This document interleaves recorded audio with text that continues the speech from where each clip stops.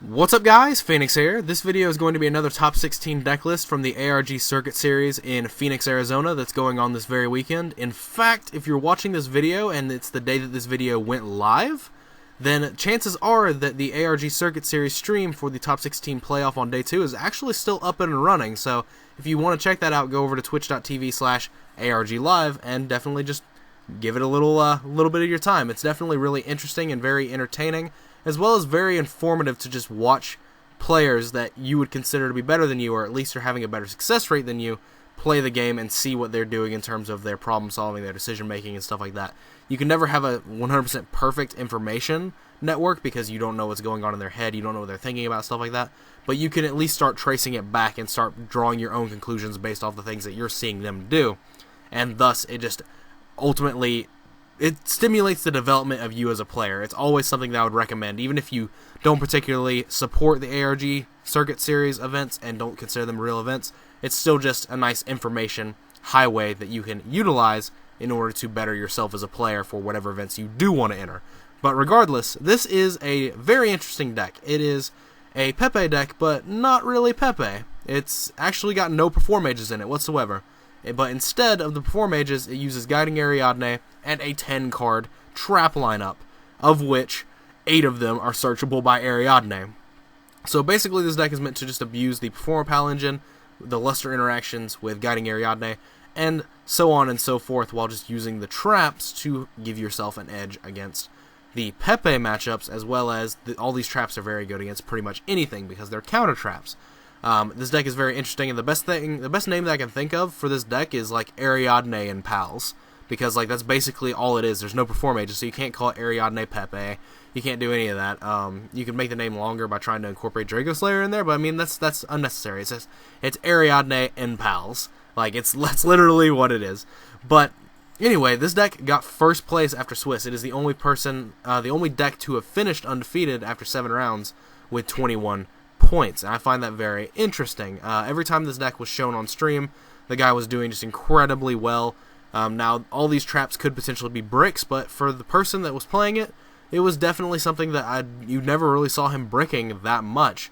I don't know what he's doing differently from other people, but I mean, still, it was just something that was being showcased, and I find it very interesting. But enough of that gerbil, let's get into the deck list. Triple Luster Pendulum, double Vector Pendulum, triple Guiding Ariadne, triple Monkey Board, triple Turtle, triple Pendulum Wizard, triple Skull Crobat, Joker, and double Lizard Draw. And for the spells, just triple Draco Face Off, triple Wavering Eyes, double Twin Twister.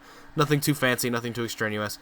For the traps, 3 Ultimate Providence, 3 Solemn Strike, 2 Quaking Mirror Force, 1 Solemn Warning, and 1 Curse Seal of the Forbidden Spell. Now, Ultimate Providence, for those of you that don't know, has a very interesting interaction with Guiding Ariadne, because Guiding Ariadne, when it's in your Pendulum scale, has the effect of you do not pay life points to activate counter trap cards, and you do not discard to activate counter trap cards. So it basically eliminates the cost from the strikes, the warnings, and the Ultimate Providence. But that's very interesting in the case of Ultimate Providence, because Ultimate Providence says when a spell, trap card, or monster effect is activated, discard the same type of card, monster, spell, or trap, as a cost, negate the activation, and if you do, destroy that card. But because of Ariadne saying you do not have to discard cards to activate counter traps, if you have Ariadne in your scale and you have Ultimate Providence set, you can just flip Ultimate Providence on literally any card in the game and you will not have to discard. You don't even have to have the card in your hand that would correspond with it, i.e. monster to monster, spell to spell, or trap to trap. You don't even have to have that corresponding card in your hand as far as my knowledge of this card's interaction goes, because that's what Konami says. Konami even posted an article about that interaction on the day of the Bosch sneak peek. And so that makes this card very, very powerful. If you ever have Guiding Ariadne in your Pendulum scale, it's literally just negate any card in the game.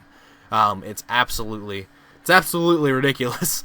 But carrying on, for the extra deck, there are 2 Dinoster Powerful, the Mighty Draco Slayer. There are 2 Ignister Prominence, the Blasting Draco Slayer, and then there are 2 Magister Paladin, the Ascending Draco Slayer. So 6 Draco Slayers in the extra deck to wrap up that package. Then you have the Cyber Dragon Infinity package with 1 Infinity, 1 Nova, 1 Constellar Tellarknight Diamond, and then 1 Tellarknight Ptolemaeus to wrap up that little engine. And then the remaining 5 cards in the extra deck is a Trapeze Magician, a Castel, a Dagusto Emerald, a 101 Silent Honor Arc, and an Abyss Dweller. For the side deck, double Chimera Tech Fortress Dragon, triple Cyber Dragon Core, 2 Dodger Dragon, 2 Fog King, 1 Spell Shattering Arrow, double Trap Stun, 2 Chaos Trap Hole, and 1 Curse Seal, or the second Curse Seal of Forbidden Spell. I don't know what he would like feasibly side this in against. I'm not 100% sure, but Trap Stun is really cool because, you know, you can just do your play and then have all of your traps set that you searched off Ariadne plays and stuff like that.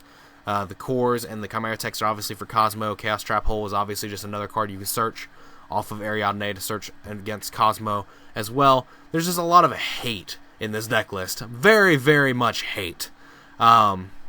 So ultimately, I do not know what final place this deck ends up getting. God forbid it wins the event, because I don't want to be playing against this on a day-by-day basis. This deck list just screams cancer to me, but it's actually still just very interesting. It's a very interesting thing that someone decided to, instead of increasing the breaking potential by having the Perform Mages in the deck as well, just taking them out and adding more traps. And although they're still bricks in that nature, you actually just increase the utility of Ariadne. So when you do not brick, you're actually just going completely insane.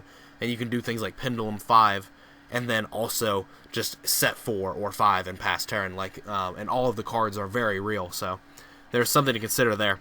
But other than that, I really just hope this deck doesn't win the event, because I don't want to play against it on a regular basis, as I've already said. But I will update in the title, the annotations, the description, and leave a comment on what final place this guy makes once the tournament runs its course tomorrow, or today as the time of you are watching this video. But anyway, as always guys, thanks for watching. Like, comment, subscribe. Tell me what you guys think about this deck in the comments down below, and what you think about this whole concept of abusing Ariadne in general with these counter traps. Just how you feel about it in general. I've made my opinion of it very publicly known in the past. I want to know what you guys think about it again, now that it's actually come into its own being since Bosch is being legal. But clicking on it if you have not, I'd greatly appreciate it. It helps make money, and there's no reason to lie to you guys about that. If you have an ad block enabled, disable it. Click on Attitude and put the ad block back on when you're done.